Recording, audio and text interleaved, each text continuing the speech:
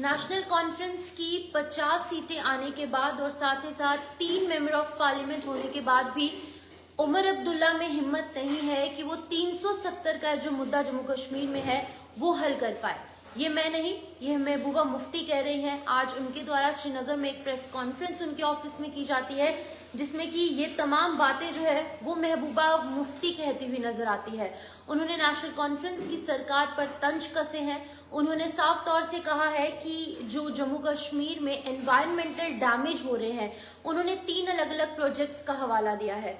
कौन से प्रोजेक्ट्स हैं वो आपको बता दूं कि Rajouri Baramulla project, ring road project जो कि गालंधार और गांधरबल के बीच में बन रहा है, और साथ ही साथ जो जम्मू कश्मीर में रेलवे एक्सपेंशन हो रही है, इन 3 प्रोजेक्ट्स के हवाले से उन्होंने कहा है कि इन तीनों प्रोजेक्ट्स की वजह से कहीं ना कहीं जम्मू कश्मीर का जो एनवायरनमेंट है, यहाँ का पर्यावरण है, वो खराब हो रहा है। उन्होंने उत्तराखंड का हवाला देते हुए कहा है कि जिस तरीके से जोशीमठ में जमीन खिसक रही है, केदारनाथ में इतनी बड़ी आपदा आई, नेचुरल कैलेमिटी आई, जिसकी वजह से हजारों लोगों को जान गंवानी पड़ी, और साथ ही साथ हिमाचल प्रदेश में भी कुछ इसी तरीके की जो अननेचुरल जो एक्टिविटीज है वो हो रही है इंसानों की वजह से। इसी तरीके से जम्मू कश्मीर में भी इस तरीके की कोई परिस्थिति पैदा ना हो, इसीलिए जम्मू कश्मीर में जो एनवायरनमेंट को डिटोरिएट करने का काम ये सरकार कर रही है वो ना करे।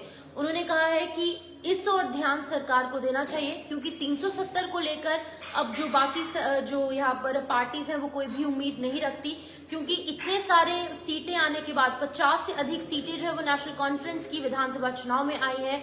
3 मेंबर ऑफ पार्लियामेंट जो है वो लोकसभा में जो है वो बैठे हुए हैं, क्योंकि लोकसभा के चुनाव में 3 मेंबर ऑफ पार्लियामेंट जो है वो यहाँ पर जम्मू कश्मीर से चुनकर लोकसभा में नेशनल कॉन्फ्रेंस की रिप्रेजेंटेटिव जो है वो बनकर नजर आ रहे हैं। लेकिन इसके बावजूद भी नेशनल कॉन्फ्रेंस जो है वो कुछ भी नहीं कर रही।